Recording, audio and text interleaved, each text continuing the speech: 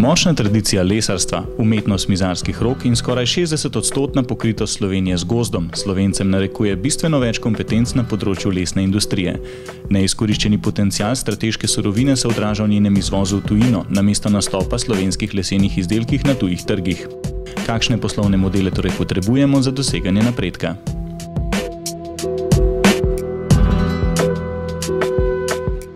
Potrebujemo torej take poslovne modele povezovalne, ki bodo lesno industrijo povezali z oblikovalsko in marketinško stroko, seveda na način, da bodo produkt lesni proizvodi z visoko dodano vrednostjo, seveda pa proizvodi, ki se bodo tudi uspešno prodajali na domačih in tujih trgih. Naš pilotni projekt Povezujemo oblikovanje z industrijo je plastičen primer, kako lahko v relativno kratkem času dobimo kar nekaj všečnih, inovativnih produktov, ki v mednarodni konkurenci, kakršna je bila na sejmu Ambient, dokažejo, da so odlični in posežejo tudi po najvišjih nagradah. V evropskih dokumentih in razvitejših državah je oblikovanje prepoznano kot stroka, ki lahko bistveno pripomore k dodani vrednosti proizvedenih izdelkov. Veliko podjetij v Sloveniji pa oblikovanja še vedno ne prepoznava kot pomembnega vzvoda za ustvarjanje visoke dodane vrednosti na domačih in tujih trgih. In prav lesno-predelovalna industrija je tista, ki storitev oblikovanja najbolj potrebuje. Oblikovanje daje svoj zelo močen prispevek, ki se izraža seveda tudi v denarju. Oblikovanje poveča konkurenčno sposobnost izdelka. Ne samo dodano, kot največkrat govorimo dodano vrednost, da psihološko vrednost. To je tista barijera, ki gre čez vse kalkulacije. In za oblikovalca je središče je vedno človek.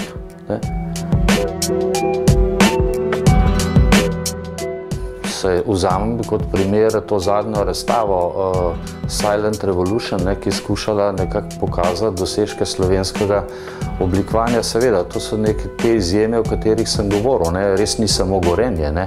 Tukaj imamo tudi Akrapovič, ki je pač kot inovativen, mogoče je tukaj seveda ta prispevek oblikovanja manjši, saj ljudje ga tako razumemo, da je manjši. Potem imamo Pipistrel in ta manjša podjetja, seveda, tukaj smo dobri. Potem je nekaj naših oblikovalcev, ki so dosegali svetovne špice, da je Lara Bohinc, Nika Zupanc. To so vse oblikovalci, ki so sposobni producirati izdelke z dušo. In ljudje jih tako razumejo in kot take sprejemajo in so pripravljeni plačati seveda tisto ceno, ki je pravzaprav nad kalkulacijo. Da je oblikovanje ključen strateški partner pri razvoju izdelkov tudi v slovenski pohištveni industriji, dokazuje rezultati procesa povezovanja slovenskih oblikovalcev in pohištvenih podjetij v okviru projekta Povezujemo oblikovanje in industrijo. Uspešen nastop 11 prototipov pohištvenih izdelkov na pohištvenem sejmu Ambient 2012 so zaznamovala tudi priznanja. Za odličnost v oblikovanju razstavnega prostora je gospodarsko razstavišče nagradilo razstavna prostora Regionalne razvojne agencije Ljubljanske urbane regije in mizarstva Amek Andrija Đalić SP iz Vrhnike. V izdelavi mizarstva Amek je nagrado sejma Top 10 prejel prototip TV omarica Tramek oblikovalca Dejana Kosa. Priznanje uvršča izdelek med 10 najbolj inovativnih in kreativnih izdelkov. Dodatno pa so bili v okviru sejma zlato plaketo revije Naš dom nagrajeni tudi vsi trije prototipni izdelki mizarstva Amek, TV omarica Tramek, luč Spireja in postelja Afternoon Delight. Jaz mislim, da ravno od tovrstnih projektov, da se povezujejo oblikovalci s podjetji, ker podjetja so zadnjih 20 let so to postavljale na stranski tir. In to se zdaj pozna. Do tega je zdaj prišel, da se vidi ta zastoj v oblikovanju. In projekt, ki ga je organiziral LUR, se mi zdi, da je to glih prava pot. Mi smo nakazali, da se s tem lahko marsikaj naredi, osvoji nagrade.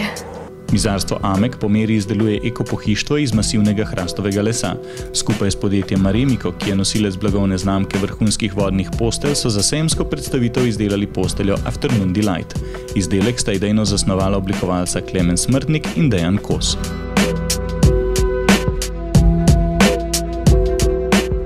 Tega projekta smo naravno zato zelo veseli, ker nam je dalo en nov pogled na oblikovanje, dobili smo nove stike z oblikovalci, se pa zavedamo, da je oblikovanje zelo, zelo pomembno in v prihodnosti bomo sigurno več vlagali tudi v oblikovanje.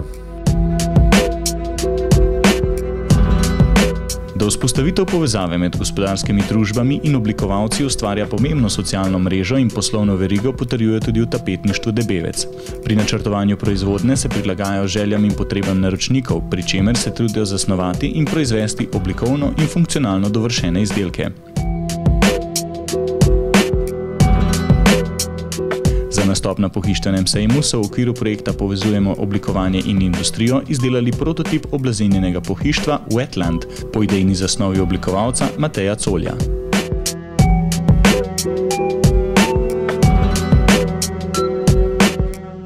Za nas to pomeni nekaj novega, ker na tak način še nismo sodelovali.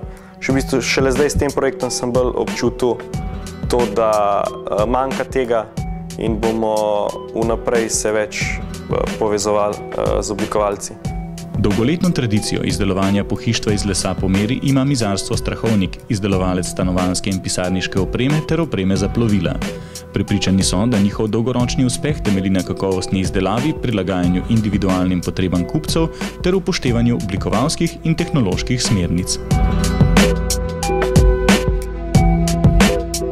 Na sejmu smo predstavljali mizo Ion in mizo X, v bistvu računalniško mizo, pisalno mizo za več generacij. Predstavitev je bila zelo v redu, tudi razstavni prostor je bil dobro viden, pa lepa postavitev. Več so bile pa pohvale in iz laične publike in iz strokovne.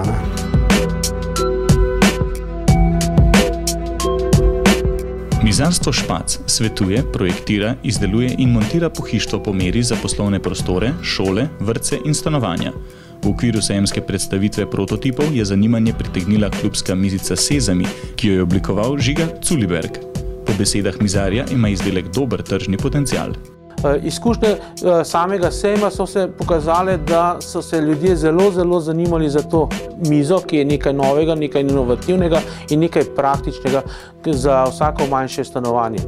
Miza, ki smo jo pač naredili, se je pokazala tudi glede na samo povpraševanje, da jo bomo s 1. januarjem dali v proizvodnjo in probali tržiti na trgu. Potencial slovenskih pohištvenih podjetij za nastop na trgu je v okviru projekta Povezujemo oblikovanje in industrijo ocenil Inštitut za ekonomska raziskovanja.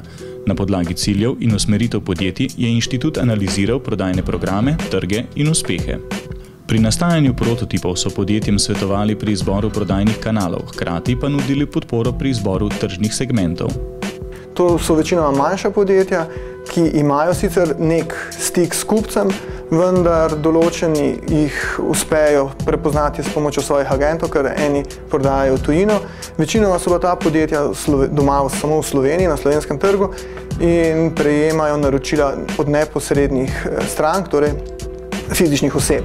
Poleg samih povpraševanj po potrošnikih oziroma po njihovih željah smo pa vprašali tudi podjetja, kako so ali kako bi želeli sodelovati z arhitekti in oblikovalci, ker naša naloga je bila usmerjena predvsem v to, da arhitektom in oblikovalcem damo dobre smernice za razvoj izdelkov, ki jih ta podjetja želijo ponuditi svojim konkretnim kupcem.